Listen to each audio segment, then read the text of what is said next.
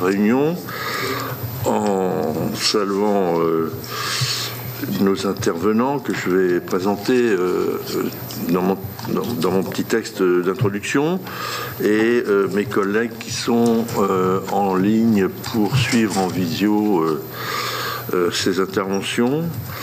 Merci aux collègues présents. Michel, merci. Cher Martine.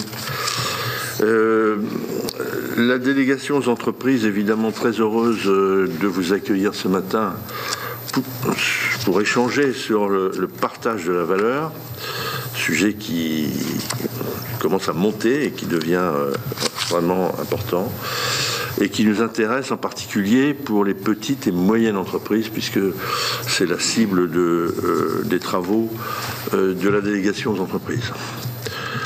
Alors que le contexte économique d'inflation est source d'inquiétude pour le pouvoir d'achat des Français, mais que le versement de dividendes d'actionnariat atteint dans le même temps des niveaux records, l'enjeu du partage des profits retrouve une actualité certaine.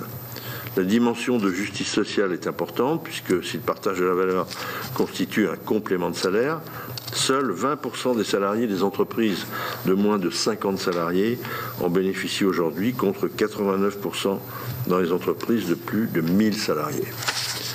L'accord national interprofessionnel sur le partage de la valeur conclu le 10 février 2023, signé par la majorité des organisations syndicales représentatives, vise notamment à généraliser, à compter du 1er janvier 2025, des dispositifs d'intéressement, de participation ou de primes de partage de la valeur à toutes les entreprises de plus de 11 employés et à développer l'actionnariat salarié. Pour transposer cette ANI, un projet de loi relatif au partage de la valeur, que la Première ministre a présenté comme fidèle à l'accord, a été adopté ce mercredi 24 mai, donc on est vraiment dans l'actualité, en Conseil des ministres et sera bientôt examiné par le Parlement lorsqu'il sera juridiquement stabilisé. Afin d'anticiper ce débat, la Commission des finances de l'Assemblée nationale a publié en avril dernier un rapport d'information sur l'évaluation des outils fiscaux et sociaux de partage de la valeur dans l'entreprise. Ce dernier souligne les sujets qui pourront être source de débat au Parlement, par exemple la définition de résultats exceptionnels et les effets redistributifs dans la chaîne de valeur. Avec la table ronde de ce matin, notre délégation aux entreprises entend aborder l'examen de ce texte avec une vision éclairée par les témoignages de nos intervenants, l'approche économique et l'analyse concrète de l'impact de l'accord sur les plus petites entreprises pour mieux comprendre les espoirs et difficultés que sa mise en œuvre suscite au sein des PME seront précieuses. Je rappelle que depuis désormais plus de 8 ans, la délégation aux entreprises a pour mission de recenser les obstacles au développement des entreprises et de proposer des mesures visant à simplifier les normes applicables à l'activité économique en vue d'encourager la croissance et l'emploi dans les territoires. TPE, PME et ETI sont au cœur de nos préoccupations et nous nous efforçons toujours d'appréhender l'impact des grandes réformes pour les plus petites entreprises. Vont intervenir ce matin pour cette table ronde tout d'abord Madame Sophie Piton, économiste à la Banque d'Angleterre et au Centre de macroéconomie de Londres. Madame, vous pourrez nous aider à définir les termes du débat et à situer la portée de l'ANI dans une perspective macroéconomique. Puis Madame Stéphanie Posa, vice-présidente déléguée de la CPME, qui interviendra en visioconférence. Madame, vous pourrez préciser ce que concrètement les nouvelles règles vont changer dans les PME. Sont-elles suffisamment préparées et quelles seront les éventuelles difficultés rencontrées? Enfin, Monsieur François Perret, ambassadeur à l'intéressement et à la participation ce matin, par ailleurs directeur général de Pacte Emploi, vous pourrez nous éclairer évidemment en évoquant la mission que le gouvernement vous a confiée depuis 2019 et en rappelant le contexte dans lequel l'ANI a été conclue, en précisant les enjeux là aussi pour les PME. Je céderai donc tout d'abord la parole dans l'ordre de présentation, si vous le voulez, pour un propos liminaire d'environ 7 minutes chacun. Puis mes collègues pourront poser évidemment des questions. Utilisez donc bien vos micros puisqu'il y a une retransmission pour nos collègues qui sont sur le réseau et également pour la captation audiovisuelle et la retranscription de nos échanges qui sont faits en direct. Je vous remercie et Madame Piton, je vous laisse la parole. Merci beaucoup, j'espère que tout le monde m'entend bien. Donc avant de démarrer, je souhaiterais juste... donc j'avais des slides, je ne sais pas si on va les afficher, mais bon, sinon c'est pas très grave. Mais avant de démarrer, je souhaitais juste préciser que cette présentation n'est pas représentative des opinions de la Banque d'Angleterre, voilà, mais est bien personnelle.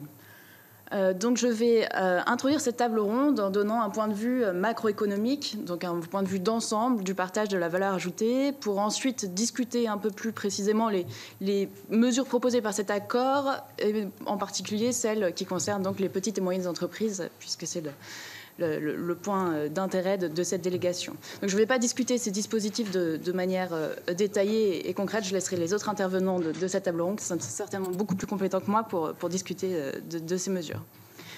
Donc avant de discuter du partage de la valeur ajoutée, il est donc important de comprendre sa mesure. Donc je vais brièvement rappeler les concepts en jeu. Et donc, qu'est-ce que la valeur ajoutée? La valeur ajoutée, c'est la richesse produite par l'entreprise, donc son chiffre d'affaires, auquel on déduit le coût des entrants achetés à un tiers, ce qu'on appelle en comptabilité nationale, donc la consommation intermédiaire.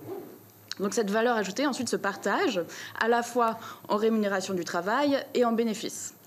Donc je fais abstraction ici des impôts et des subventions pour la production, mais il est bien important de comprendre que les rémunérations du travail ici incluent à la fois les salaires et les sommes versées au titre de la participation, de l'intéressement, ainsi que les cotisations sociales. Donc les bénéfices sont ce qu'on appelle en comptabilité nationale l'excédent brut d'exploitation, donc le BE, et c'est ce qui peut être utilisé pour être réinvesti dans de nouvelles machines, enfin l'investissement, ou être utilisé pour payer les actionnaires, donc la distribution des dividendes. Donc quand on parle de la part du revenu des entreprises qui revient au travail, le plus souvent, on s'intéresse donc à la part de l'ensemble des rémunérations du travail dans la valeur ajoutée. Et c'est cette part qui nous permet de suivre l'évolution des salaires relativement aux bénéfices des entreprises.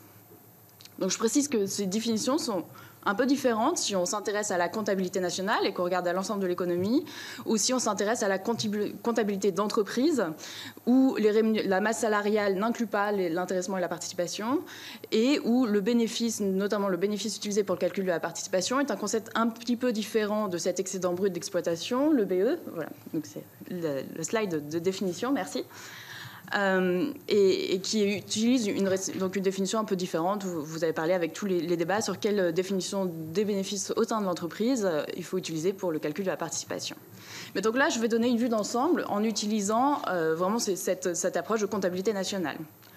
Donc si on regarde sur le slide suivant, donc si on regarde donc le troisième slide, si on regarde l'évolution de la part de l'ensemble des rémunérations dans la valeur ajoutée, donc c'est le graphique de droite ici, on observe une stabilité sur le long terme autour de 70%, avec quelques fluctuations. Et notamment une augmentation autour du choc pétrolier dans les années 70, des deux chocs pétroliers dans les années 70, alors que les salaires étaient indexés sur l'inflation, puis une correction liée à la baisse du pouvoir des négociations des salariés, mais aussi l'intensification de l'utilisation de la robotisation, de l'automatisation dans les années 80.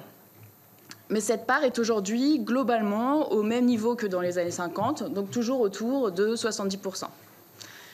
Cela masque néanmoins des évolutions importantes dans le mode de gouvernance des entreprises, ce qu'en France, Michel Aglietta décrit comme le passage d'un capitalisme contractuel, dont la négociation salariale était vraiment un élément important au cœur de cette forme de capitalisme, à un capitalisme qu'il appelle financiarisé dans le début des années 80, plus centré sur la valeur actionnariale.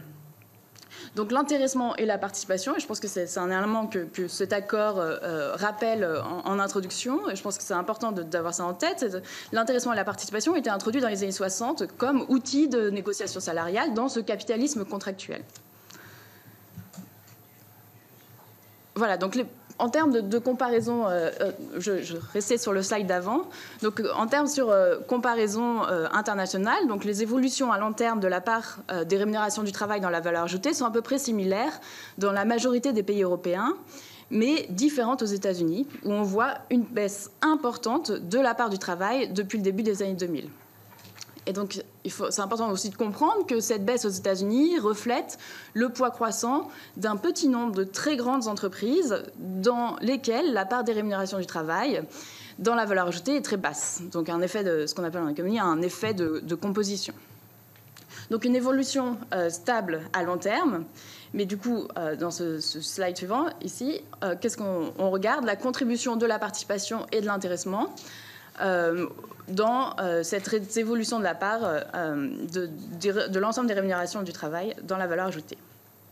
Donc, seule la participation est un dispositif obligatoire dans les entreprises de plus de 50 salariés. Elle redistribue une partie des bénéfices de l'entreprise aux salariés. Et l'intéressement, quant à lui, rémunère l'atteinte d'objectifs collectifs. Et ces deux dispositifs peuvent être versés sur l'épargne salariale. Donc dans le graphique, on a en fait un petit peu en avance sur les slides. Si on peut retourner dans le slide d'avant, s'il vous plaît. Bon, on va faire abstraction des slides. Donc, seule la participation est un dispositif obligatoire. Donc, selon mes calculs, à partir des données de la DARES, ces dispositifs représentent, donc, que ce soit la participation à l'intéressement, représentent à peu près 5% de la rémunération totale du travail et 2,5% de la valeur ajoutée, avec une contribution stable depuis les années 2006. Donc, c'est une petite partie variable de l'ensemble des rémunérations du travail. Et donc, c'est bien pour cette raison que les deux premiers chapitres, donc voilà, c'est la partie en rouge, merci, c'est la partie en rouge qu'on voit sur ce graphique. Donc, ils sont la participation et la part de la participation et de l'intéressement. Et donc, c'est pour cette raison que les deux premiers chapitres de l'accord interprofessionnel rappellent le cadre existant réglementant les négociations salariales, puisque ce sont bien les salaires qui sont le cœur du partage de la valeur. Donc, néanmoins, vu qu'une large partie de l'accord s'intéresse à ces dispositifs de participation et d'intéressement, notamment pour en promouvoir l'utilisation auprès des petites et moyennes entreprises, on va donc s'intéresser plus en détail à ces deux dispositifs. Donc, en termes d'utilisation du dispositif, la même enquête de la DARES suggère que 11% des entreprises ont recours à l'intéressement et seulement 9% à la participation, avec de grandes disparités en fonction de la taille des entreprises. Donc, pour les petites entreprises de 10 à 49 salariés, seulement 3% des entreprises ont recours à la participation en 2019. Donc, bien rappeler que ce dispositif n'est pas obligatoire pour ces entreprises-là. Donc, quel impact de l'extension de ces dispositifs pour les petites et moyennes entreprises? Donc, il faut tout d'abord noter que ces entreprises, même si elles constituent, donc les petites et moyennes entreprises, les entreprises de moins de 50 salariés, même si elles constituent la plus grande partie du tissu entrepreneurial français, elles ne représentent qu'un tiers de la masse salariale et un quart de la valeur ajoutée. Ces entreprises sont aussi présentes dans des secteurs dont la part des rémunérations du travail dans la valeur ajoutée est la plus élevée et dont les bénéfices sont donc plus faibles. Il en résulte que mécaniquement, les entreprises ont moins recours à ces dispositifs de partage du fait des secteurs dans lesquels elles opèrent. Donc, c'est le cas des secteurs intensifs en main-d'œuvre, comme par exemple le secteur de l'hébergement et de la restauration, à l'inverse des secteurs plus intensifs en capital productif, comme les secteurs manufacturiers, ou les secteurs plus profitables, comme les secteurs d'industrie extractive, qui ont plus recours à ces dispositifs et où, en moyenne, les entreprises y sont plus grandes. Si on regarde plus en détail à l'intérieur des secteurs, donc ça va être le slide suivant. Voilà. Désolée, du coup, j'ai un peu perdu notion des slides. On voit que les petites entreprises ont une part des rémunérations du travail dans la valeur ajoutée plus élevée que les autres entreprises du même secteur. Donc là, c'est ce qu'on voit sur ce graphique à droite, qui regarde la part des rémunérations du travail par taille d'entreprise. Donc le point bleu le plus à gauche, par exemple, va montrer la part des rémunérations du travail pour les entreprises de 20 à 50 employés. Et donc, plus on avance vers la droite, plus on regarde pour des entreprises de plus en plus grandes, et on voit bien que la part des rémunérations du travail dans la valeur ajoutée de ces entreprises baisse au fur et à mesure que l'entreprise est plus grande, et ce, à l'intérieur d'un secteur, c'est-à-dire en comparant des entreprises du même secteur d'activité. On voit que les plus petites entreprises ont une part des rémunérations du travail plus importante que les grandes entreprises, et donc mécaniquement moins de profits à distribuer, et donc auront moins recours à ces dispositifs de partage de la valeur ajoutée. Donc l'ensemble de ces chiffres, que ce soit la composition sectorielle, donc que ce soit les secteurs dans lesquels ces petites et moyennes entreprises opèrent, ou que ce soit les caractéristiques même de ces petites moyennes entreprises à l'intérieur des secteurs dans lesquels elles opèrent, mais également au vu de la contribution de ces petites et moyennes entreprises à l'ensemble de la valeur ajoutée nationale, il semble que l'extension des dispositifs de participation et d'intéressement permettrait peut-être une plus forte implication des salariés dans la gouvernance de ces entreprises, mais aura un impact finalement assez limité sur les rémunérations du travail à l'échelle nationale. Voilà, pour conclure, donc sur le slide suivant, je vais juste ajouter deux points d'éléments de discussion. Donc, pour rappeler que l'accord national interprofessionnel s'inscrit donc dans un contexte de crise du pouvoir d'achat. Et donc, pour cette raison, il a deux ambitions. La première ambition, de poursuivre les discussions déjà engagées autour d'une meilleure répartition de la valeur ajoutée entre le capital et le travail, mais aussi celle de promouvoir et d'étendre les dispositifs de partage actuels pour assurer une répartition plus équitable du coût de la crise. Or, il faut rappeler que ces dispositifs, participation, intéressement, actionnariat salarié, sont des outils initialement destinés, quand ils ont été créés dans les années 60, à impliquer plus grandement les salariés à la gouvernance des entreprises. Ce ne sont pas des outils initialement destinés à augmenter le pouvoir d'achat ni à réduire les inégalités.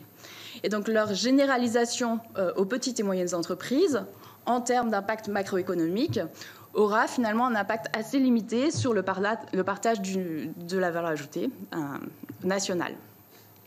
Il y a également peut-être un risque d'effet finalement négatif si cette extension et ces nouvelles réglementations ont pour résultat de freiner la croissance des petites et moyennes entreprises.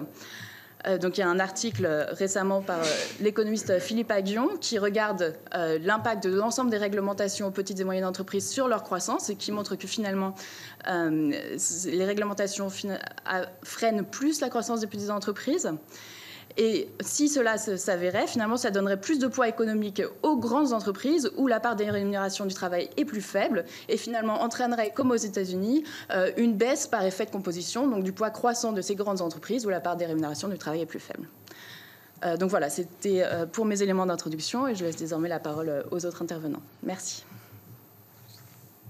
Merci beaucoup. Alors on va repasser en visio. Si Madame Posa, vous m'entendez? Oui, tout à fait. Bonjour à tous. Bonjour, Monsieur le Sénateur, Monsieur le Président. Merci. À vous. Alors, déjà, je vous prie de m'excuser de pouvoir être en présentiel, mais étant moi-même chef d'entreprise, j'ai une grosse journée recrutement au sein de l'entreprise aujourd'hui et je ne pouvais donc pas être sur Paris puisque je suis en Normandie. En tant que vice-présidente de la CPME, juste pour mémoire, la CPME représente environ 240 000 entreprises et 4 millions de salariés. Alors, quel constat on peut faire, notamment pourquoi les TPE-PME ne se sont pas emparés de ces dispositifs? Différents motifs. Déjà, un manque de connaissances, de culture financière concernant ces dispositifs, un manque d'accompagnement à la fois par les gestionnaires d'épargne salariale envers les TPE-PME, mais aussi par les experts comptables qui ne sont pas forcément très à l'aise avec ces dispositifs. Un des freins les plus gros dans nos structures, c'est vraiment le frein collectif de ces dispositifs. Ce frein d'ailleurs souvent partagé avec nos propres salariés qui nous disent moi, j'ai pas envie que Pierre touche la même chose que moi alors qu'il est souvent absent et que je suis obligée de le remplacer quand il n'est pas là. Et puis une lourdeur administrative dans la mise en œuvre des dispositifs. Ces dernières années, on sait que la loi Pacte a essayé de favoriser le déploiement de tous ces dispositifs de partage. En revanche, depuis 2020, On est tous concernés par le Covid, la guerre en Ukraine, l'inflation, les pénuries de recrutement, les crises énergétiques. Il y a un vrai manque de visibilité au niveau de nos PME, un vrai frein parfois sur l'activité, sur la rentabilité de l'entreprise. Et puis, il faut aussi avoir en tête les projets d'investissement que toutes nos TPE, PME vont devoir faire pour les transitions écologiques, numériques. Ce seront des investissements lourds, mais également, il y a des enjeux sociétaux dans le cadre de la qualité de vie au travail, dans le cadre des mutations écologiques avec des transferts de métiers. Et tout ça ne favorise pas l'engagement, en tout cas, des TPE, PME de manière, on va dire, à plus ou moins long terme. Et c'est ce qui explique, et on y reviendra d'ailleurs, le grand succès de la prime de partage de valeur qu'on a depuis ces dernières années. Ceci étant, une fois qu'on a fait ce constat, ce qu'on peut dire aussi, c'est que les TPE, PME, elles ont intérêt à répondre à leurs salariés, aux problématiques de leurs salariés. Je pense à l'inflation, ces derniers mois, qui les touche beaucoup. Pourquoi ? Parce que déjà, ça permet de maintenir un bon climat social, ça permet également de conserver les compétences dans nos entreprises et puis d'attirer aussi de nouveaux talents. Et ça, il faut bien l'avoir à l'esprit. Ça a été évoqué, les entreprises en France partagent déjà beaucoup de leurs valeurs par le biais des salaires, mais aussi des cotisations. Et également tout ce qu'il y a en annexe. Je pense aux mutuelles, je pense à l'aide au logement, je pense au chèque déjeuner, chèque vacances et tous les dispositifs qui peuvent exister. On a réalisé au sein de la CPME auprès de nos adhérents une enquête du 1er au 5 avril 2023 et on a eu 1528 dirigeants qui nous ont répondu. Sur ces 1528 dirigeants, 66% des dirigeants ont augmenté leurs salariés au premier trimestre 2023. Et là-dessus, on a quand même deux dirigeants sur 10 qui ont appliqué une hausse supérieure à 6%. Donc, on voit bien qu'il y a une vraie prise en compte des problématiques. Et puis, en termes de dispositifs supplémentaires, puisque c'est ce qui nous intéresse à ce jour, 42% vont utiliser la prime de partage de valeur et 24% vont verser de l'intéressement et de la participation. Donc, on voit quand même qu'on est dans une mouvance beaucoup plus positive que celle qu'on pouvait connaître il y a 5 à 10 ans. Ce projet de loi, c'est une énorme avancée pour les TPE, PME, un énorme effort consenti. Je vous le rappelle, la TPE, PME, ce n'est pas une grande entreprise à modèle réduit, ce n'est pas une entreprise qui fait appel à de l'épargne publique. Elles n'ont pas des super profits et des résultats exceptionnels de manière très importante. Et notamment, Madame Piton le disait tout à l'heure, sur les entreprises à forte main-d'œuvre, les marges sont souvent très réduites. Ce sont des entreprises patrimoniales, beaucoup plus fragiles financièrement, pour lesquelles le dirigeant engage souvent, très souvent, son patrimoine personnel, voire remet de l'argent quand il y a besoin pour maintenir l'entreprise à flot. Et ça, je pense qu'il faut bien l'avoir en tête dans le cadre de ce projet de loi.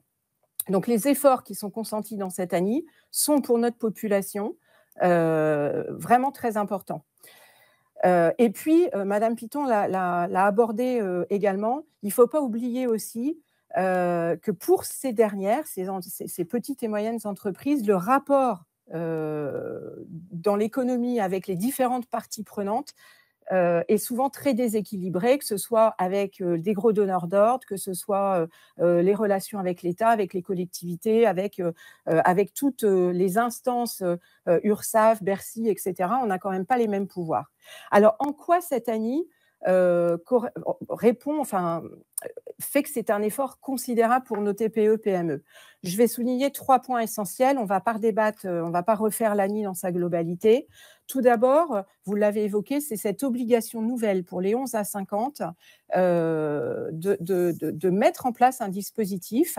Alors, bien sûr, on a mis des conditions. Pourquoi ? Parce que on a toujours eu à cœur de répondre aux problématiques et d'accroître, de nos salariés et d'accroître le partage de la richesse. En revanche, il faut qu'on assure aussi une stabilité financière. Il faut qu'on permette à nos entreprises de pouvoir prendre les virages écologiques et économiques. Et il faut aussi qu'elles puissent continuer à recruter ce qui est des enjeux très forts. Donc ces 3 conditions, vous les avez certainement en tête, hein. C'est notamment avoir réalisé un bénéfice fiscal de plus de 1% pendant 3 années consécutives, être sous forme de société et ne pas avoir mis déjà en place un dispositif existant. Concernant la prise en compte des résultats exceptionnels, là aussi, les TPE-PME ont fait un effort en signant cette ANI. Je ne vous cache pas que le seuil que nous avions demandé, parce que ce qui est ciblé dans cette notion de super profit, c'est plus les entreprises qui font appel à l'épargne publique et qui sortent des bénéfices exceptionnels, et on l'a bien vu dans les médias ces derniers temps. On avait demandé un seuil nettement supérieur à 50 salariés, puisqu'on avait évoqué pendant un moment un seuil à 5000 salariés, ce qui n'a pas été repris dans cette ANI. Donc on est bien sur les entreprises d'au moins 50 salariés, où il y a une présence d'un délégué syndical. Et ça, pour nous, c'est vraiment très important de maintenir ce point dans le projet de loi. Pourquoi ? Parce que ça permet quand même, dans les entreprises de notre taille, de conserver un peu la main au niveau de l'employeur sur cette définition du risque exceptionnel. Pourquoi ? Parce qu'un résultat exceptionnel, si moi, demain, je fais 200% de mon résultat l'année prochaine, ça va me permettre de reconstituer mes fonds propres, ça va me permettre de reconstituer ma trésorerie, ça va me permettre d'effacer une mauvaise année que j'ai pu faire l'année dernière. Et tout ça, ça a des incidences importantes sur la vie de l'entreprise, puisque je vous rappelle que toutes les entreprises sont cotées au niveau Banque de France, et qu'une mauvaise cotation, une dégradation, ça entraîne des suivis de banques, des banques qui nous lâchent, ça entraîne aussi des assureurs crédits qui nous lâchent, et pour certains, parfois, la mort de l'entreprise. Et ça, il faut aussi bien l'avoir en tête. Et puis, ça permet aussi, le fait de conserver ces fonds dans l'entreprise, de prévoir les investissements, les recrutements. Et ça, je l'ai déjà dit plusieurs fois. Il ne faut pas oublier que dans une TPE-PME, on n'a pas tous la même maturité. Il y a des entreprises qui existent depuis 20, 30, 40 ans, qui sont donc beaucoup plus stables que les entreprises qui existent depuis 1 an, 2 ans, 3 ans. Ça, c'est le premier point. Et puis, on peut aussi avoir de gros aléas. Il y a des années qui sont bonnes et des années qui sont très mauvaises. Enfin, dernier point, à notre sens très important pour les TPE-PME, si la loi Pacte elle a permis de booster l'actionnariat salarié, c'est quand même un dispositif qui est resté très lourd pour les TPE-PME. Et donc, cette ANI permet un nouvel outil de partage de valorisation de l'entreprise. Alors, bien sûr, c'est optionnel et ça reste une possibilité, non pas une obligation, mais ça permettra de manière beaucoup plus facile de faire bénéficier les salariés de la croissance de la richesse de l'entreprise entre une année de référence 1 et 3 ans après. On nous avait interrogé lors d'auditions précédentes sur quelques chiffres que nous n'avions pas, notamment le montant moyen par salarié et le total versé pour la dernière année disponible dans l'ensemble des entreprises. Ça, nous ne l'avons pas. En revanche, ce que l'on sait, c'est que, et je l'ai exprimé, c'est qu'il y a un fort engouement pour la prime de partage de valeur. Pourquoi ? Parce que c'est quelque chose qui est facile à mettre en œuvre. C'est quelque chose que l'on peut distribuer quand on a une visibilité et qui ne nous engage pas sur une longue durée. C'est-à-dire que si l'année d'après, on perçoit que c'est une mauvaise année parce qu'on a des pertes de marché, parce qu'on a des hausses de coûts, on n'est pas tenu, il n'y a pas cet engagement et il n'y a pas besoin d'avoir une visibilité à long terme. Et c'est pour ça que la CPME est vraiment très attachée à la pérennisation de ce dispositif. Il permet d'autre part une exonération fiscale avantageuse pour le salarié et une exonération sociale pour l'entreprise. Voilà en ce qui concerne notamment la prime de partage de la valeur. Qu'est-ce que je voulais vous dire également ? Je pense que je vous ai dit l'essentiel et puis je reste bien sûr à votre disposition pour les questions. Je vous remercie beaucoup. Merci Madame Posa. On va continuer. Donc je Je donne la parole à Monsieur Perret. Merci, Monsieur le Président, Mesdames et Messieurs les sénateurs. Je voudrais vous livrer effectivement quelques éléments de réflexion qui prennent appui sur la mission effectivement auprès du gouvernement, du ministre de l'économie et du ministre du Travail depuis 2019, qui m'a été confiée conjointement avec Thibault Langsade, que vous connaissez, et plus récemment avec Agnès Bricard, en faisant à la fois référence, j'allais dire, à l'actualité immédiate, et Dieu sait qu'il est toujours difficile évidemment de l'analyser par définition avec recul, mais aussi justement en prenant peut-être un peu de distance par rapport à cette actualité, autour de 4 points que je voudrais partager avec vous. Le premier d'abord justement en référence à un essai très synthétique de mise en perspective historique, pour rappeler que la question du partage de la valeur est loin s'en faut un sujet très court-termiste qui pourrait être perçu comme une volonté à travers son placement dans le débat, une volonté de dépasser la réforme des retraites. On est au contraire sur un sujet qui est très ancré historiquement et qui va d'ailleurs beaucoup plus loin, et je tiens quand même à le rappeler, à la légende urbaine qui fait remonter notre problématique au général de Gaulle et aux fameuses ordonnances de 1959 et de 1967 sur l'intéressement et la participation. On est sur un sujet qui a émergé en fait il y a extrêmement longtemps. On trouvait déjà à travers les propos d'Alexis de Tocqueville au XIXe siècle les prémices de cette question du partage de la valeur. Je rappelle que Alexis de Tocqueville, dans son second mémoire sur le paupérisme qui date de 1837, se posait déjà la question suivante. À mon avis, tout le problème à résoudre, disait-il, est celui de trouver un moyen de donner à l'ouvrier industriel comme au petit agriculteur l'espoir et les habitudes de la propriété. Donc on est bien déjà dans une ambition historique d'association en fait des salariés au résultat, au capital et à la décision dans l'entreprise. Et cette tradition finalement du partage de la valeur qu'on retrouve dans notre pays sera partagée, j'allais dire de façon très schématique, tant à gauche qu'à droite. On sait que les socialistes utopiques derrière Proudhon ou Fourier avaient déjà des réflexions sur le partage des dividendes, et de l'autre côté, ou si j'ose dire en tout cas du côté du catholicisme social, il y avait aussi déjà une prégnance très forte sur ces sujets. Alors c'est vrai que le sujet a pris son essor effectivement avec la période gaulienne qui a vraiment permis de construire, je dirais, les fonds baptismaux de notre sujet à travers les ordonnances que j'ai citées. Et on voit bien qu'aujourd'hui, on ne se pose plus seulement la question essentielle de la création de richesse, mais aussi celle du partage et de la redistribution dans, j'allais dire, une optique aussi de trouver une nouvelle voie, un capitalisme qui à la fois serait efficace sur le plan économique et juste sur le plan social. Je referme évidemment cette parenthèse historique pour cette fois-ci ancrer mon propos dans l'actualité, mais au fond, cette question du partage de la valeur et le projet de loi qui a été présenté hier au Conseil du ministre fait apparaître, en tout cas dans la période très contemporaine, me semble-t-il, une certaine forme de continuité de l'État sur cette question du partage de la valeur. Il me semble que depuis effectivement le premier quinquennat de l'actuel président de la République, on voit vraiment une ambition à la fois renouvelée et sans cesse approfondie autour de 2 grands objectifs qui sont à la fois celui de la démocratisation, d'ailleurs d'un meilleur accès au dispositif de partage de la valeur, qui est d'ailleurs l'axe 2 du projet de loi qui a été présenté hier en Conseil des ministres.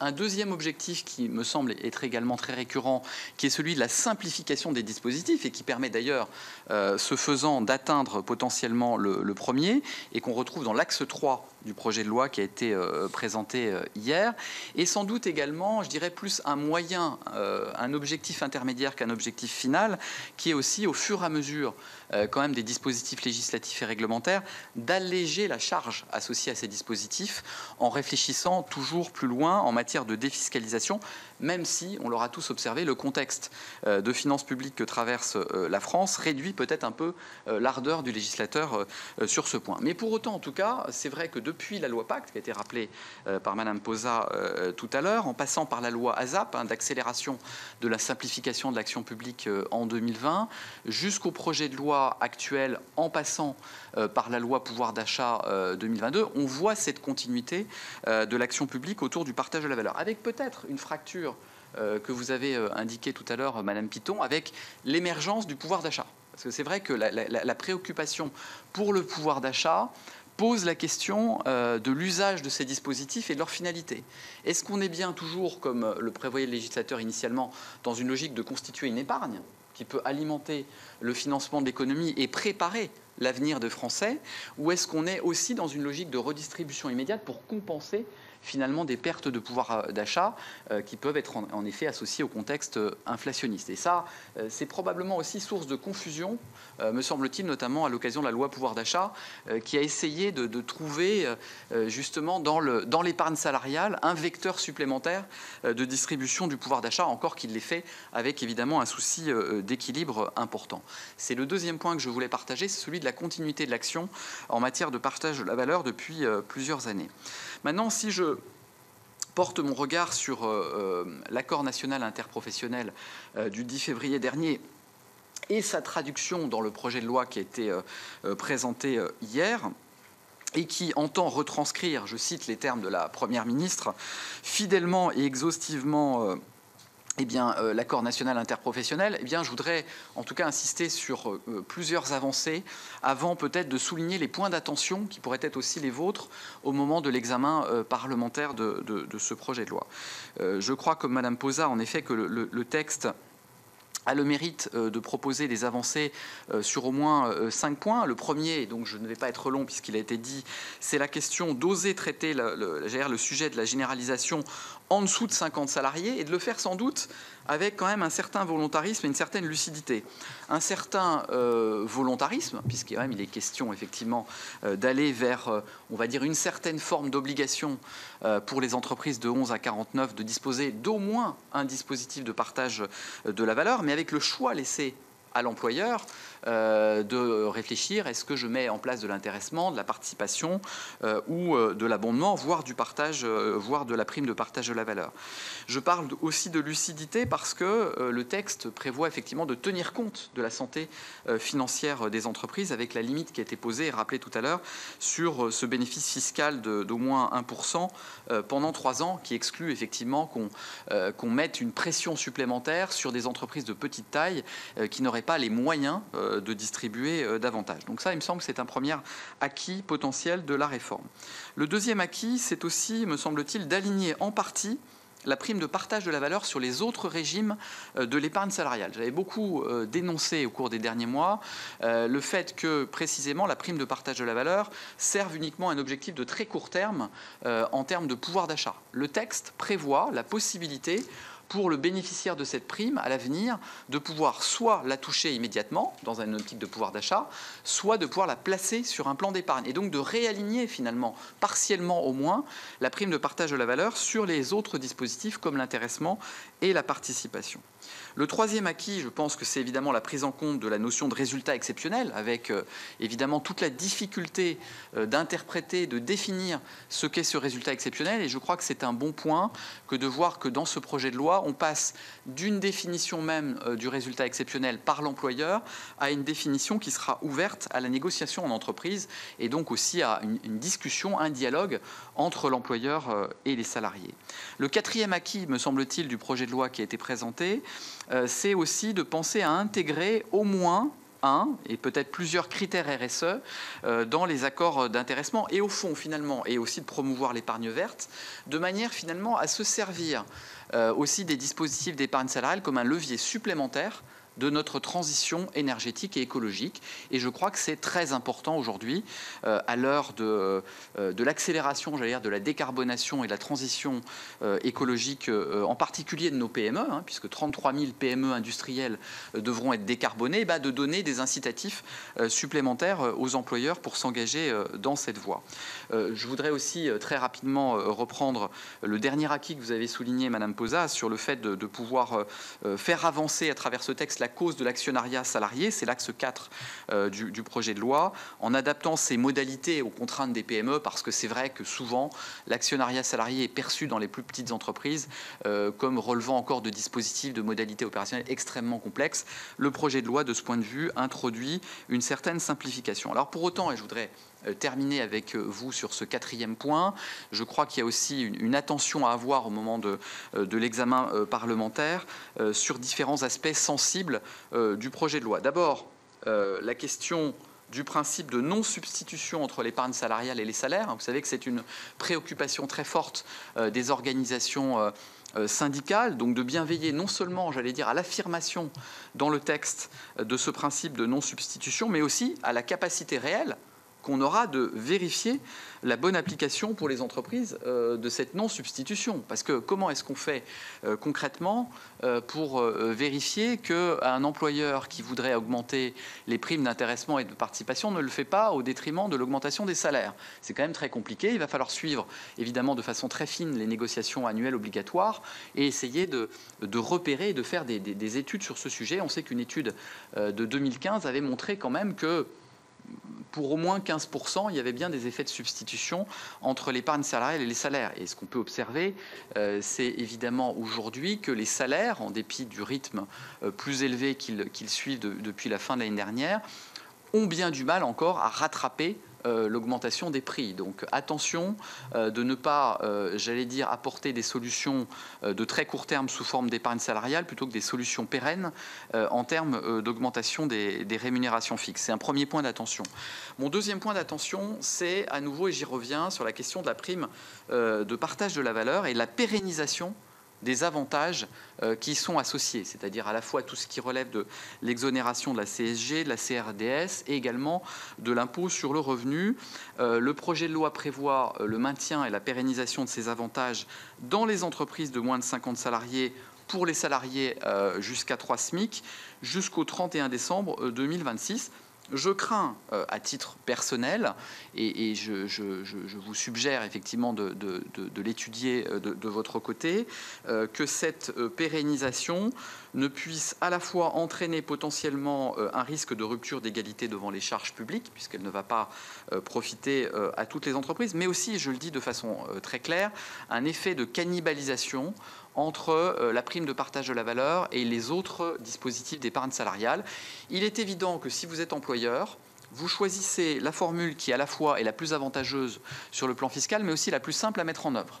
Et quand vous n'avez pas à passer par la voie d'un accord, comme c'est le cas pour les dispositifs d'intéressement et de participation, et que vous avez la prime qui se présente à vous comme un outil d'utilisation immédiate, ben vous avez tendance à choisir la prime de partage de la valeur. Et tout ça peut donc se faire en termes de concurrence au détriment potentiellement du développement de l'intéressement et de la participation. Donc c'est quand même un point d'attention et un point d'équilibre à trouver sur le plan législatif. Le troisième point, c'est un point d'attention sur ce qui ne figure pas sur le projet de loi et qui peut aussi alimenter votre réflexion, notamment en termes de simplification. Je pense que par définition, on ne va jamais assez loin en matière de simplification, même si évidemment les plus subtils d'entre nous auront observé que pour simplifier, il faut légiférer et que la législation introduit de la complexité. Mais enfin, si on veut sortir de ce schéma, moi je me rends compte, pour l'avoir analysé avec Thibault Langsade et Agnès Bricard, que quand vous devez produire un accord d'épargne salariale, vous êtes encore confronté à un document touffu d'au moins 15 pages, que nous pourrions imaginer ramener probablement à 2 pages avec quelques annexes moins dissuasives pour l'employeur afin de passer à l'action. C'est un premier point sur lequel on peut évidemment travailler ensemble. On a déjà un modèle qu'on a transmis aux équipes de Bercy et du ministère du Travail. Probablement réfléchir aussi sur la sécurisation des accords de partage de la valeur. Ils le sont davantage parce que le contrôle a été simplifié entre les ex-directs, les DRETS et les URSSAF.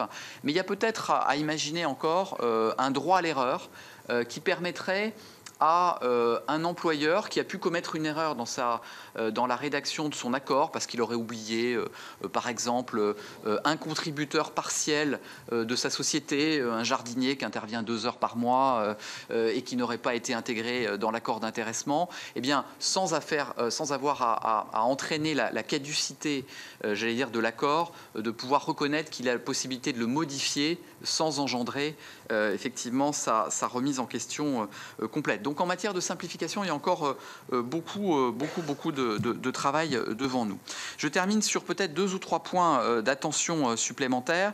Le quatrième, c'est probablement celui de veiller, si j'ose dire, à la conformité des amendements que vous proposerez à l'accord national interprofessionnel. Je sais que l'exécutif est évidemment très sensible au fait qu'on respecte aussi le dialogue qui a pu être établi et qui a été très fructueux avec les partenaires sociaux. Et puis enfin, je terminerai sur 2 points qui me paraissent assez importants. C'est au fond d'abord celui de l'ambition qu'on veut se donner à travers ce nouveau texte. Moi, je suis toujours très frappé par le fait qu'on a des objectifs assez forts en matière d'épargne salariale, mais on ne les quantifie pas vraiment. Aujourd'hui, l'encours d'épargne salariale, si je reprends le chiffre de l'été 2022, c'est environ 150 milliards d'euros. Alors 150 milliards d'euros, à quoi il faut le rapporter, à quoi il faut le comparer? Probablement au chiffre de l'épargne réglementée. Et donc, on s'aperçoit que 150 milliards, c'est même pas 10% de l'encours de l'assurance vie. Donc, si on veut vraiment que l'épargne salariale, tout comme l'épargne retraite, pèse dans la préparation de l'avenir des Français, dans la possibilité de constituer un matelas qui va, j'allais dire, compléter celui de l'épargne par répartition, il faut qu'on se donne des ambitions de politique économique sur ce sujet assez important et qui renvoie à la question de l'élargissement de la couverture finalement de l'épargne salariale dans toutes les entreprises. Les chiffres ont été rappelés tout à l'heure. Plus on descend dans la taille des entreprises et plus cette couverture est faible. Et puis je terminerai par un dernier point qui est la question de l'accompagnement. Je crois que Mme Posa y a fait également référence tout à l'heure. Là, on est dans le non législatif, mais on est dans le très pragmatique. Et en réalité, dans la bonne application de ce futur projet de loi, ce qui va également peser, au-delà des décrets et des textes réglementaires qui vont veiller à sa bonne application, c'est aussi l'application sur le terrain et le fait que les employeurs et les salariés ne soient pas livrés à eux-mêmes pour mettre en œuvre des accords d'épargne salariale. Alors, il y a un gros travail qui a été fait. Il y a notamment le site de l'URSSAF qui propose maintenant un accompagnement pas à pas des employeurs qui veulent rédiger un accord. C'est très très bien.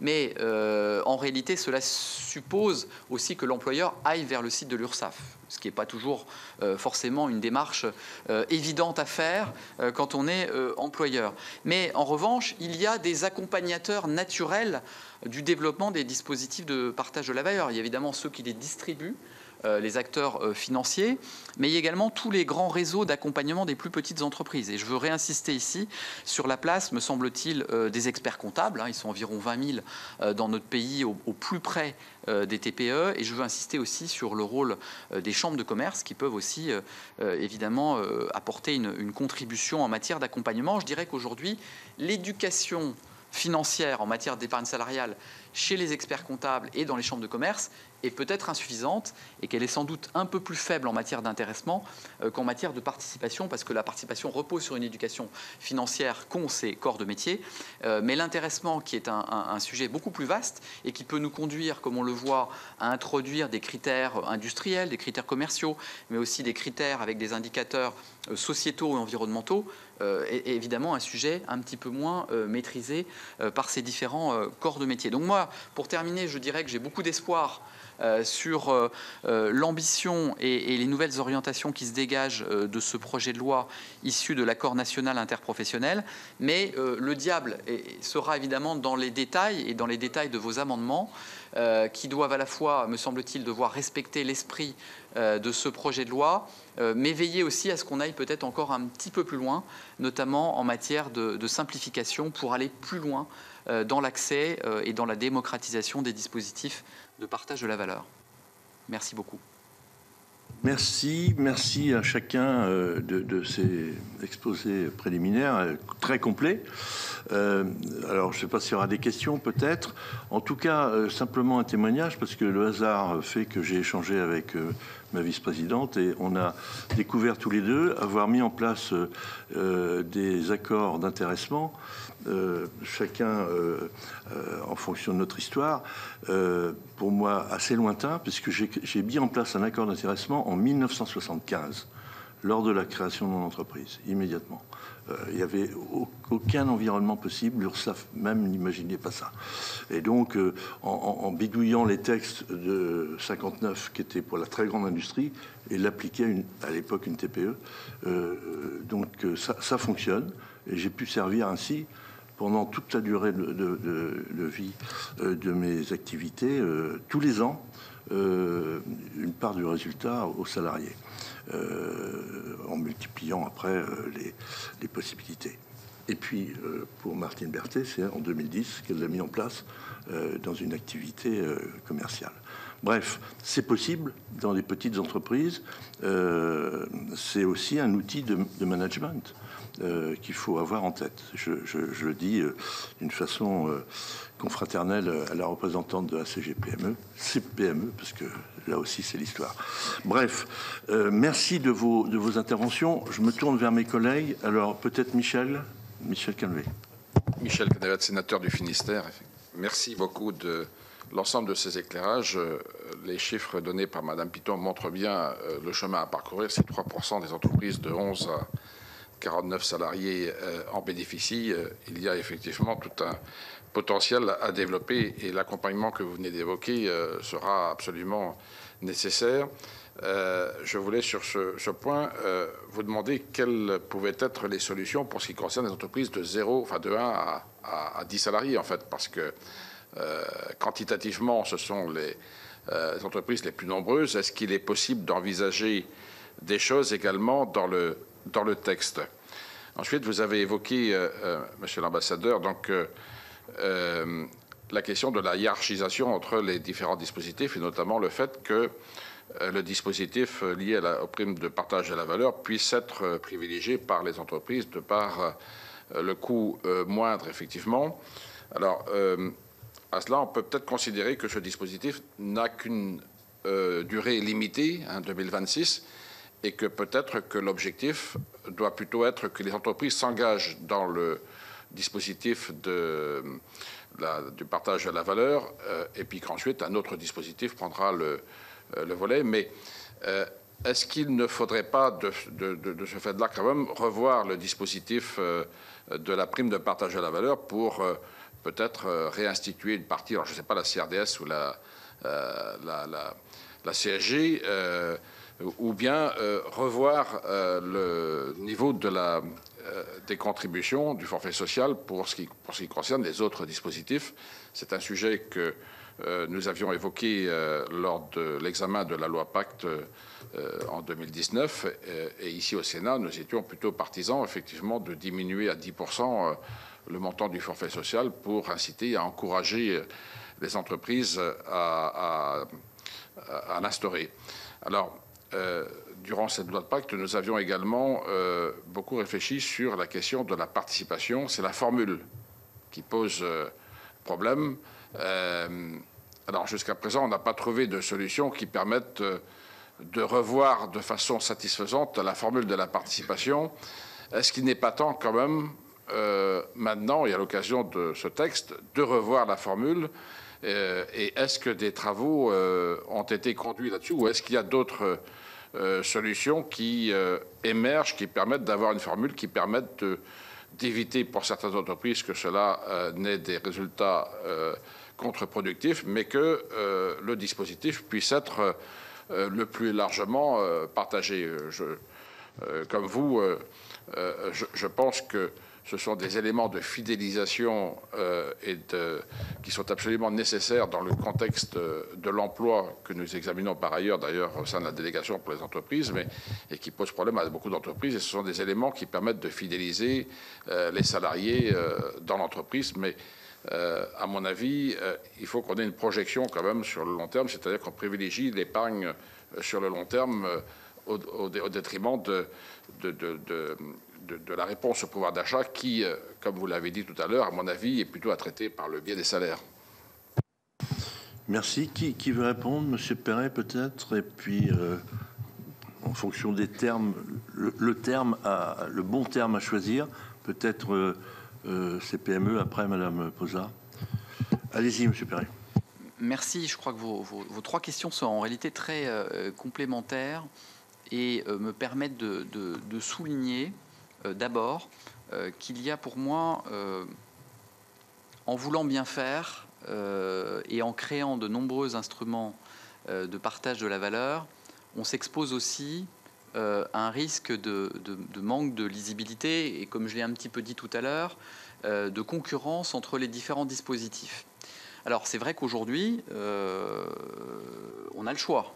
On a l'intéressement, on a la participation, on a l'abondement, on a la prime de partage de la valeur. Et je crois que le vrai risque, c'est que les employeurs ne sachent plus vraiment par où commencer. Alors vous allez me dire, au-dessus de 50 salariés, on a la participation qui est obligatoire et on a l'intéressement qui s'applique de façon facultative, quelle que soit la taille, évidemment, quel que soit le secteur d'activité. Donc ça, c'est la base de départ. Par rapport à cette base de départ, on se rend compte quand même que le cœur, finalement, de notre problématique, c'est celui de la généralisation dans les moins de 50 salariés. Et dans la question des moins de 50 salariés, on voit que le législateur distingue finalement 2 situations. La question des 11 à 49 et la question, j'allais dire, non traitée des moins de 11. Beaucoup d'encre a coulé effectivement sur ces questions de savoir quel dispositif on devait privilégier dans les moins de 50 et comment répondre à la spécificité des très petites entreprises. On voit que sur la question déjà de 11 à 49, l'accord national interprofessionnel a été un peu hésitant. Quand on lit son article 6 et son article 7, on se rend compte que d'un côté, on dit il y aura un dispositif au moins de partage de la valeur dans les entreprises de 11 à 49, mais choisissez votre dispositif. Puis il y a un article suivant qui dit ce serait quand même plutôt bien que ce soit la participation. Mais après, tout dépend un peu de votre santé financière. Bon, globalement, on a appréhendé avec une certaine souplesse, un certain pragmatisme, la situation entre 11 et 49. Pour répondre à votre question sur les moins de 11, c'est vrai que le cas est fréquemment évoqué que finalement la santé financière des TPE, le fait qu'au fond on ne peut pas diriger, organiser et manager une entreprise de moins de 10 salariés comme on le ferait avec une entreprise de 50 ou a fortiori de 150 salariés, fait qu'on est un peu mal à l'aise. Moi j'aurais tendance à penser, c'est ma pensée personnelle, elle n'engage que moi-même, qu'il faudrait mettre non seulement de la lumière, mais de la lisibilité à tous les étages. Et que, précisément, la prime de partage de la valeur gagnerait à être très fléchée sur les entreprises de moins de 11 salariés. C'est-à-dire que pour éviter de rajouter de la complexité à ces entreprises qui ont au contraire besoin qu'on les aide à ce que tout se passe très facilement sur le plan administratif, et aussi parce que la représentation sociale dans les entreprises de moins de 11 à la fois n'est pas la même et n'obéit pas aux mêmes règles, je pense que si on affichait la prime de partage de la valeur en la recentrant vers les moins de 11, ensuite on dédiait un peu l'intéressement, au moins peut-être à titre expérimental, vers l'ambition écologique et sociétale, pour lui redonner également du lustre, parce que vous voyez bien qu'il y a un risque que finalement, d'un côté, la participation s'étende aux plus petites entreprises et que les employeurs ne risquent de délaisser finalement un petit peu l'intéressement. Donc moi, je serais favorable à cette remise en perspective-là, la prime de partage de la valeur dans les moins de 11, le recentrage de l'intéressement sur l'ambition écologique et sociétale, et puis le maintien de la situation actuelle avec la participation obligatoire dans les entreprises de plus de 50 salariés. Ça, c'est un premier point. Le deuxième point, c'est au fond la question que vous avez aussi mentionnée du forfait social. Je pense que la question du forfait social, c'est d'abord une question de finances publiques. que de mon côté et avec les deux autres ambassadeurs, on a plaidé depuis plusieurs années sur le fait que la suppression du forfait social puisse également s'étendre au-delà de 250 salariés, parce qu'on a quand même un enjeu d'extension des dispositifs d'épargne salariale dans les ETI. Et au moins peut-être avoir une sortie un peu en sifflet de cette affaire, de manière à ce que peut-être on ait un forfait social à 15 puis à 10%, ou plutôt à 10 puis à 15% en fonction de la taille des ETI, parce que je crois qu'il y a une ETI qui aurait 251 salariés et 50,01 millions d'euros de chiffre d'affaires, elle est plus proche d'une PME que d'une ETI. En revanche, on a des grosses ETI qui ressemblent plus à des grands groupes. Et là, en effet, le traitement fiscal doit peut-être pas être le même. Donc on a le sujet par en haut, d'arriver à se donner des marges de manœuvre en termes de finances publiques pour pouvoir trouver les centaines de millions, les 4 milliards probablement qu'il faudrait pour faire tomber progressivement le forfait social dans les petites ETI. Et puis, on a la question de l'alignement des seuils en dessous de 250. Puisqu'en réalité, la loi Pacte et la loi de financement de la sécurité sociale pour 2019 disaient il y a suppression du forfait social en dessous de 250, c'est pas tout à fait vrai, puisque c'est pas le traitement fiscal n'est pas le même pour la participation, l'intéressement et l'abondement. Donc il reste encore des seuils, et donc je pense qu'il serait bien en effet d'avoir un seuil unique de 250 qui simplifierait également la donne. Et puis enfin, pour répondre à votre dernière question de mon côté, sur la question de la formule de participation, qui est un vrai serpent de mer, je rappelle qu'autour de 2018, le COPIESAS, qui était l'instance que réunissait fréquemment l'exécutif autour d'un député, avait fait des propositions en matière de simplification de la formule de participation. À ma connaissance, ces réflexions sur la simplification de la formule de participation ont toujours échoué sur ce que vous avez un petit peu rappelé, c'est-à-dire l'impact que ça pouvait avoir secteur par secteur, et en particulier l'impact que ça pouvait avoir sur l'industrie, l'impact défavorable sur l'industrie. Alors, c'est vrai que nous, on évoque souvent l'idée de pouvoir aller vers quelque chose qui pourrait ressembler à une révision autour du bénéfice net comptable plutôt que le bénéfice fiscal, et peut-être de supprimer le demi de la formule qui représentait, qui était déjà présent à l'époque depuis l'ordonnance de 67 du général de Gaulle. Mais on se rend compte que voilà, on n'est pas pour le moment arrivé à trouver une formule de simplification, de participation simplifiée qui fasse consensus. Donc je pense que vous avez raison, il faut continuer à travailler sur ce point, mais on n'a pas trouvé la recette magique à ce stade. Madame Posa, peut-être sur cet aspect les seuils et les échéances. Oui, avec plaisir. Donc sur les entreprises de 1 à 11 salariés, effectivement, lors de cette négociation, ça a beaucoup été évoqué. La difficulté que l'on a sur cette catégorie d'entreprises, c'est d'une part, elles ont souvent une forme juridique différente, qui fait que le résultat de l'entreprise, c'est souvent la rémunération du dirigeant quand il reste quelque chose. Et donc, à ce titre, ça peut aussi, comment dire, c'est des contraintes supplémentaires qu'il faut prendre en compte. Sur la hiérarchisation des dispositifs, en fait, ça a été aussi évoqué. On trouve que participation, intéressement et PPV, c'est vraiment 3 dispositifs différents qui sont très complémentaires, à la fois en termes de vie, de maturité de l'entreprise, mais aussi de ce que vous voulez. Vous parliez tout à l'heure de stratégie managériale, de ce que vous souhaitez impulser au sein de votre entreprise, notamment dans les moins de 50 où la participation n'est pas obligatoire.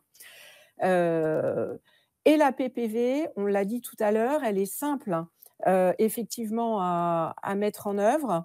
Nous, on est très attachés à ce qu'elle reste dans le scope des moins de 50. Pourquoi ? Parce que l'intéressement peut être très lourd. Et aujourd'hui, en tout cas à ce stade, les entreprises de moins de 50 ne bénéficient pas d'un conseil et d'un accompagnement suffisant des gestionnaires d'épargne salariale, des accompagnateurs, voire des experts comptables, pour trouver au plus juste les formules d'intéressement qui qui pourrait correspondre le mieux à leur objectif stratégique et managérial. Et là, on peut se poser la question aussi, et ça a été évoqué aussi, les branches ont certainement un rôle à jouer en proposant, et je pense que certaines le font déjà, des accords types avec des indicateurs qui soient spécifiques au secteur. Concernant le forfait social, là, effectivement, il y a un sujet. Le forfait social, on l'a évoqué également pendant notre négociation. Évidemment, on n'est pas tombé d'accord. Déjà, il ne rentrait pas forcément dans le cadre de la négociation, dans le sens où il ne permettait pas aux salariés en direct de bénéficier de quelque chose de supplémentaire, en tout cas de partager en direct avec les salariés la croissance de la richesse de l'entreprise. Comme le disait M. Perret, c'est plus une question de finances publiques. La question de lisibilité des seuils a été un sujet qui a été abordé. Alors évidemment, vous imaginez bien qu'on n'est pas tous tombés d'accord. Nous, on prenait plutôt au niveau des entreprises la suppression du forfait social, notamment sur les moins de 50 et de 250, avoir un forfait qui soit complètement unique et à zéro. Les salariés disaient, nous, on voudrait plutôt un forfait à 20 partout. Peut-être que voilà, la vérité était un peu au milieu des deux. Mais en tout état de cause, on a considéré que l'objectif de cet accord, c'était non pas de répondre à cette problématique de question des finances publiques, même si ça a été abordé, mais plutôt de comment on partage davantage la richesse de l'entreprise avec les salariés qui participent à la création de cette richesse. Enfin, sur la formule de participation, je rejoins complètement ce qui a été dit par M. Perret. Je faisais d'ailleurs partie des travaux du COPIESAS à l'époque.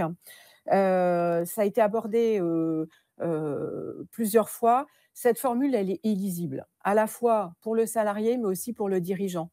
C'est-à-dire qu'un entrepreneur qui a moins de 50 salariés, qui se dit demain, j'aimerais bien mettre en place un accord de participation parce que je veux que tout le monde touche la même chose dans les mêmes conditions, voilà.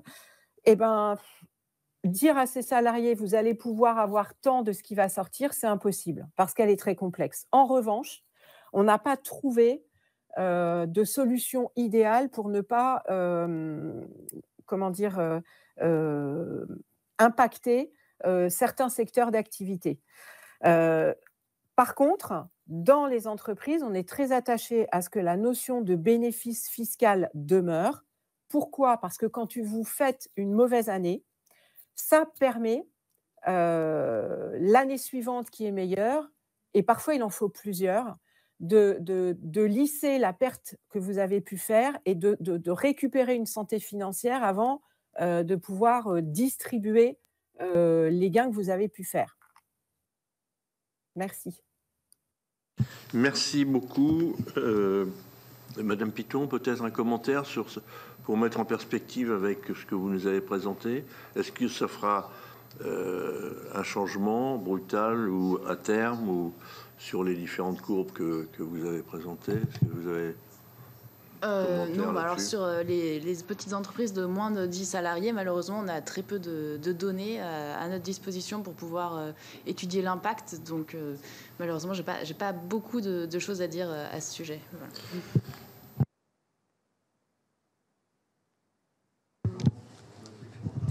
Oui, merci Président, merci à vous pour votre exposé. Peut-être une question sur les conditions de l'article 2 des entreprises qui auraient une forme sociétaire et dont le bénéfice fiscal est au moins 1% du chiffre d'affaires.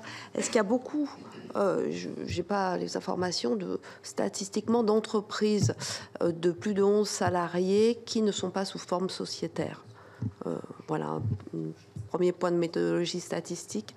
Et en effet, je partage tout à fait, Monsieur Perret, votre avis sur le fait de bien distinguer la question salariale de la question du partage de la valeur, parce qu'aujourd'hui, on a quand même, voilà, dans notre pays, un quart des Français qui disent avoir des difficultés financières, même pour s'alimenter.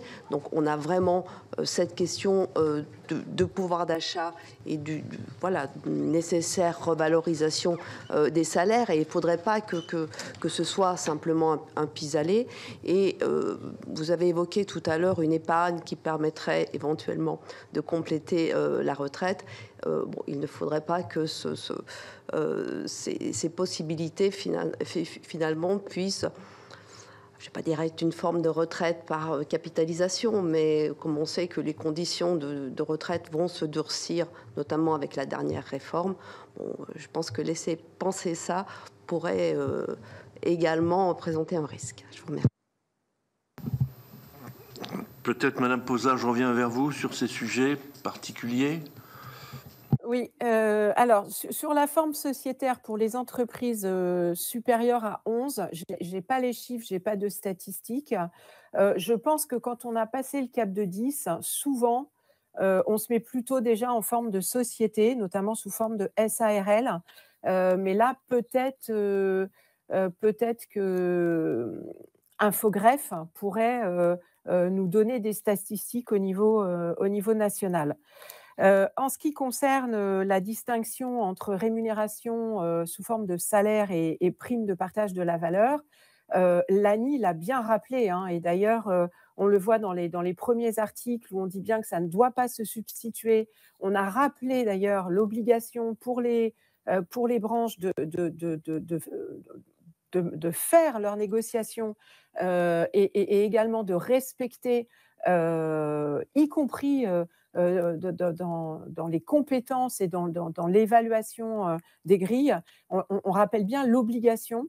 À notre sens, les deux ne peuvent... Enfin, en tout cas, l'objectif de cette année, ce n'était pas du tout de mettre en place des dispositifs pour se substituer hausse de rémunération. Et d'ailleurs, dans la statistique que je vous ai donnée, on voit bien que ce n'est pas le cas, puisqu'on a quand même, sur les dirigeants qui nous ont répondu, 66% qui ont augmenté leurs salariés au premier trimestre. Alors, de manière naturelle ou forcée, hein, par les accords de branche, mais en tout cas, c'est quand même 66% des dirigeants qui ont dit avoir augmenté leurs salariés.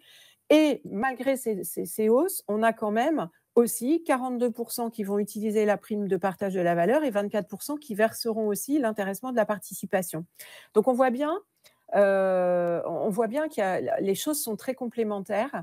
Alors, on n'évitera pas, quelqu'un parlait tout à l'heure je crois que c'est M. Perret qui disait qu'il y avait une étude en 2015 qui avait montré qu'il y avait eu à peu près 15% un peu d'effet d'aubaine et de substitution. C'est comme tout, on n'évitera pas, on ne fera pas du 100%. Mais en tout cas, je pense que dans la tête des dirigeants, en tout cas ceux qui sont vertueux, l'un ne compense pas l'autre. En revanche, c'est vrai que quand vous vous engagez sur une hausse de salaire, par exemple individuelle, dans une TPE-PME, vous prenez un peu votre élan parce que vous savez que c'est très récurrent, qu'il y a des charges dessus qui peuvent être importantes. Et donc, vous le faites si vous avez à peu près une visibilité ou si c'est des personnes pour lesquelles il y a dans les moins de 50 une notion un peu je ne vais pas dire de la rémunération au mérite, mais en tout cas de la prise en compte de l'investissement de chacun qu'il ne faut pas non plus complètement, à mon sens, occulter. Et d'ailleurs, nos salariés le souhaitent également, hein, pour être tout à fait honnête. Merci. Sur ce thème-là, pas d'intervention, si? Non, pas. Allez-y. Non, j'allais dire que les chiffres existent. Malheureusement, j'ai les chiffres anglais en tête, donc je ne vais pas pouvoir répondre sur la forme légale des chiffres en France, mais si vous voulez, je peux revenir vers vous pour vous donner des chiffres. Merci beaucoup. D'autres interventions? Jean-Pierre Megat.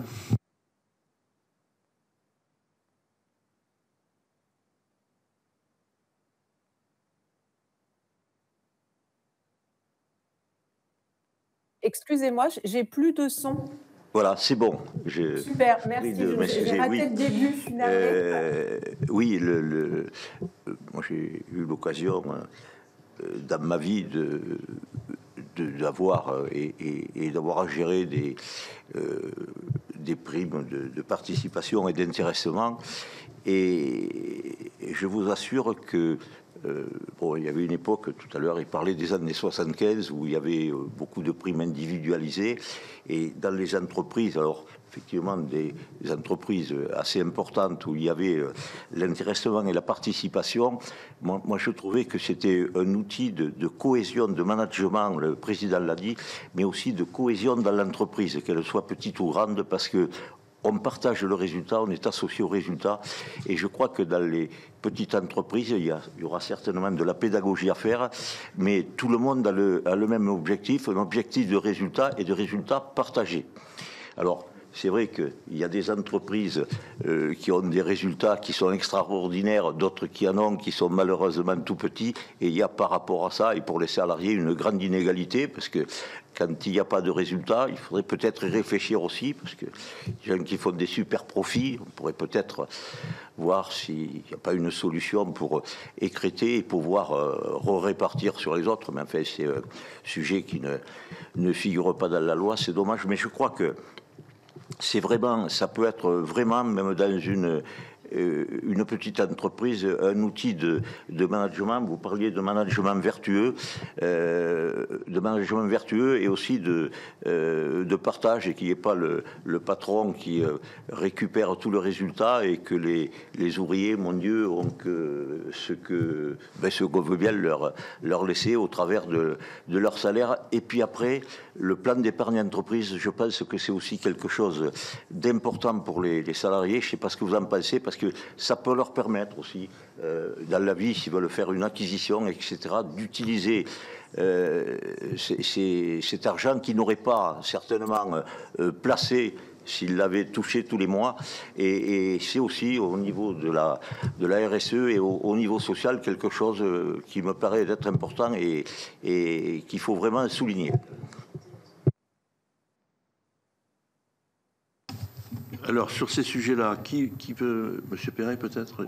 Vraiment très, très brièvement, parce que je ne peux que, sans jeu de mots, abonder dans votre sens.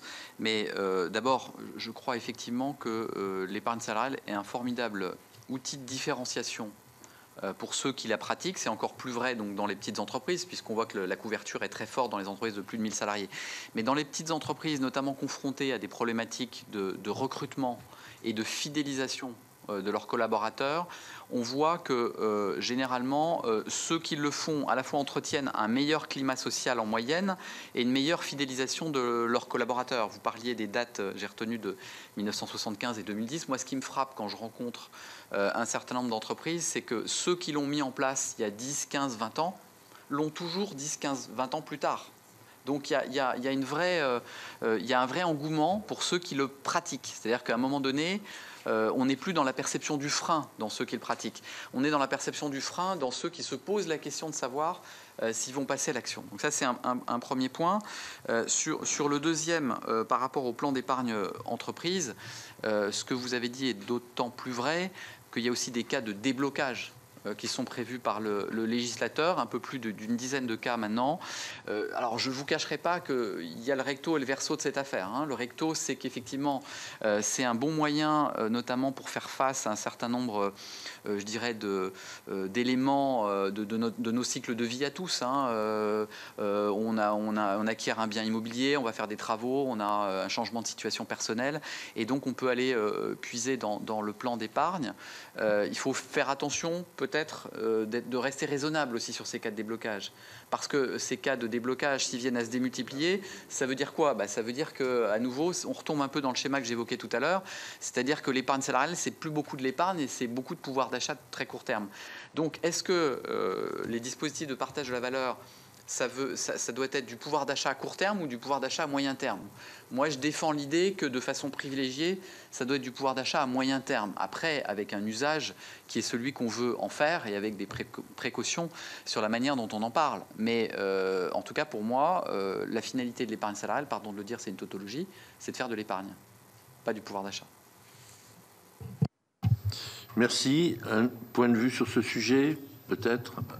Oui, je voulais juste revenir sur le premier point que vous avez fait, où bien évidemment je suis tout à fait d'accord, et c'est un peu ce que j'essayais de faire passer comme message dans ma présentation en début, c'est-à-dire que ces outils d'intéressement de participation, c'est essentiellement des outils pour permettre d'aligner les intérêts des salariés et des employeurs. Donc c'est vraiment un outil de gouvernance d'entreprise, un outil managérial, vous pouvez utiliser ce terme, et c'est pour ça que j'essayais finalement de distinguer tous ces objectifs d'améliorer la gouvernance des entreprises, qui est un objectif tout à fait louable pour les petites comme pour les grandes entreprises, des questions de pouvoir d'achat qui, à mon sens, sont des questions un peu différentes, et où là, la principale partie, enfin le principal point de partage de la valeur ajoutée, finalement, vont être les salaires. Donc voilà, donc je ne peux qu'être d'accord avec votre premier point.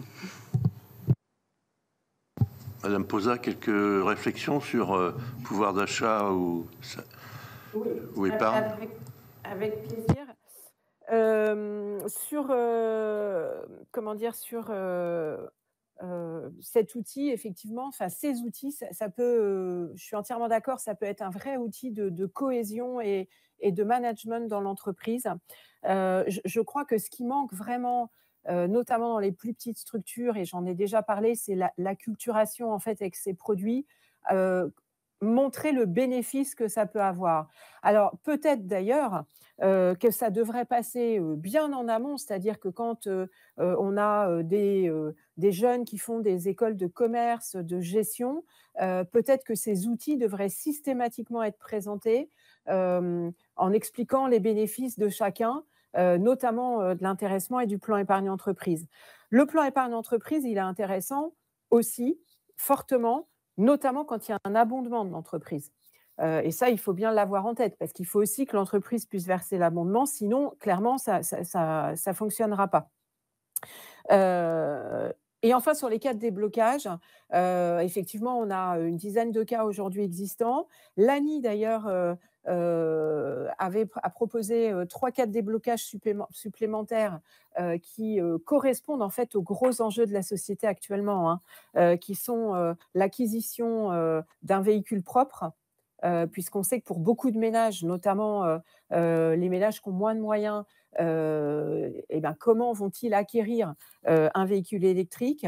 Le deuxième cas de déblocage, c'était sur la rénovation du logement principal, qu'il soit en location, qu'il soit locataire ou qu'il soit propriétaire, parce que là encore, c'est des coûts qui peuvent être très lourds pour des ménages qui n'ont pas forcément les moyens. Et puis, dernier cas qui a été évoqué dans le cadre de cette année, c'est la possibilité de débloquer pour des proches aidants, c'est-à-dire quand vous avez des factures pour que la personne reste à domicile. Alors tout ça, ça reste à déterminer peut-être plus précisément dans le cadre de décret, mais il nous semblait intéressant aussi de coller les cas de déblocage aux problématiques de notre société actuelle. Parce que l'épargne, c'est très bien, mais il faut aussi, pour que l'économie tourne et pour répondre à la problématique de nos salariés dans nos entreprises, pouvoir mettre en place des solutions qui répondent à tout ça. Merci. Alors, on va devoir conclure. Peut-être dernier mot, Martine Berthet. Oui, peut-être. Merci, Président. Merci beaucoup à vous toutes et tous. Moi, je pense qu'effectivement, il y a ce lien avec la RSE qui est indéniable au niveau de ce texte. Et peut-être que, alors que l'on disait, alors qu'il n'était pas prévu que la RSE soit obligatoire, la mise en place pour les TPE-PME, on voit bien qu'il y a là un volet qui oblige finalement à aller dans ce sens, et c'est très bien. Personnellement, bon, comme nous le disions tout à l'heure, cet aspect d'intéressement est un moyen de gouvernance, effectivement, et on retrouve bien là une part de la RSE. Je suis un peu interpellée par la dernière partie de ce texte qui est promouvoir une épargne verte, solidaire et responsable, quand on sait quelles sont les difficultés à s'assurer de ces fonds, que ces fonds soient vraiment verts, et on l'a vu lors de la RSE. Qu'est-ce que cela vous appelle peut-être comme remarque au niveau des entreprises, peut-être la CPME? Allez-y. Oui, écoutez, ce qui avait été effectivement demandé par certains, et on nous a dit que ça ne serait pas possible, c'était d'avoir un taux d'épargne verte nettement supérieur à ce qui est proposé d'ailleurs dans le texte. Nous, on est bien conscient au niveau des entreprises de toute façon qu'il faut aller vers ces engagements verts et écologiques. Hein. Vous parliez de RSE. Je crois qu'on a tous notre rôle à jouer. Là, on s'écarte un peu du débat, mais nous avons tous notre rôle à jouer dans la transition écologique de notre pays. Et les TPE-PME en sont bien conscients. La seule chose, c'est qu'il y a toujours cette notion de temporalité et d'investissement. Pourquoi ? Parce que les investissements que nous devons faire dans nos entreprises sont parfois très lourds, avec un retour sur investissement, ou en tout cas une capacité d'absorption des charges, des coûts liés à ces investissements, qui sont très difficiles à prendre en charge pour les TPE-PME. Nous sommes très satisfaits qu'il y ait une note un peu plus solidaire, responsable et verte, en tout cas dans ce projet de loi, pour être tout à fait honnête et transparent. Merci. Un petit mot de conclusion, chacun, si vous voulez.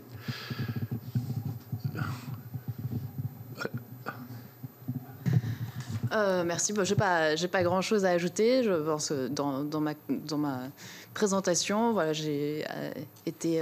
Je pense effectivement qu'il y a des sujets très intéressants qui sont abordés, mais en essayant bien de reprendre ça dans un point de vue plus global, qui sont des sujets qui sont liés à la gouvernance de l'entreprise et beaucoup moins aux questions de partage au niveau national et de pouvoir d'achat. Voilà. Merci. Monsieur Perret, un mot peut-être. Un mot très rapide alors pour dire continuer évidemment vers la simplification, on l'a dit, être attentif à la question de l'articulation entre les dispositifs. Je pense que c'est souhaitable pour que, encore une fois, la lisibilité et la cohérence l'emportent. Et enfin, un dernier point qu'on n'a pas évoqué dans la pérennisation des dispositifs, c'est aussi la permanence du portage au sein de l'État de ce sujet. Il y a un engouement politique pour ce sujet et c'est très bien.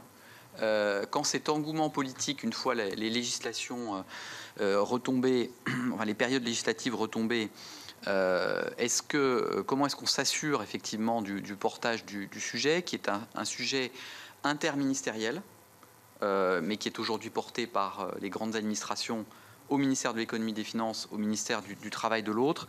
Je pense qu'il serait souhaitable de réfléchir à un dispositif de pilotage permanent au sein de l'État et plutôt rattaché à Matignon et au Premier ministre. Est-ce que ça doit prendre la forme d'une délégation interministérielle avec des moyens pas forcément très importants, mais qui permettrait de s'assurer à la fois d'assurer la veille de toutes les améliorations législatives et réglementaires qui restent à conduire, la mise en œuvre et l'application des textes réglementaires, on sait que parfois ça prend un peu de temps, faciliter les arbitrages entre les ministères les plus concernés sur le sujet, animer de façon interministérielle les débats avec les partenaires sociaux, les entreprises et les professionnels de l'épargne salariale, notamment dans une optique d'accompagnement, et puis structurer et développer la communication autour des dispositifs de partage de la valeur. Aujourd'hui, toute la communication est quand même restée très loi Pacte.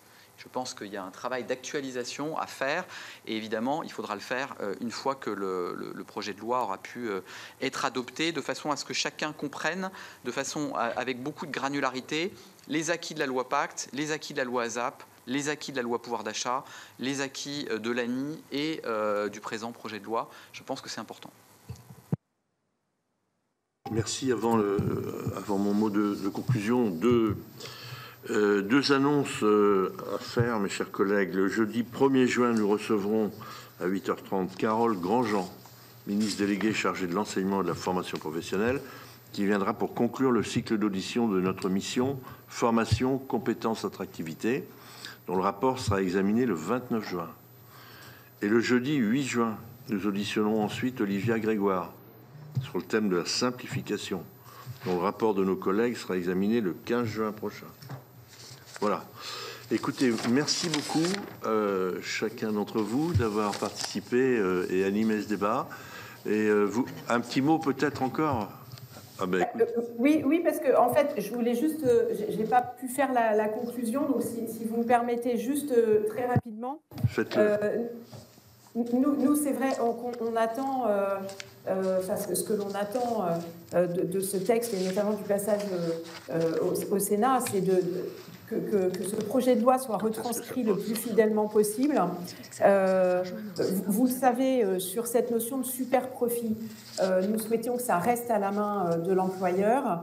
Nous avons bien entendu les difficultés que ça pouvait engendré notamment au niveau Conseil constitutionnel sur le plan juridique. Donc, nous avons accepté de modifier légèrement le contenu, enfin en tout cas la rédaction, et que l'on puisse faire rentrer cette notion de négociation.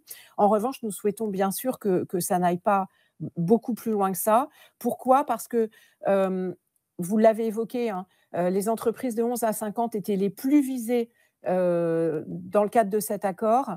Un équilibre a été trouvé et nous avons fait quand même des efforts assez conséquents en ce qui concerne notre typologie d'entreprise, et nous souhaiterions que cet équilibre soit conservé de manière dans la retranscription législative. Merci beaucoup en tous les cas. Merci encore à chacun d'entre vous d'avoir participé à ce débat, et je vous souhaite une bonne fin de journée. Merci encore. Bonne fin de journée, au revoir à tous.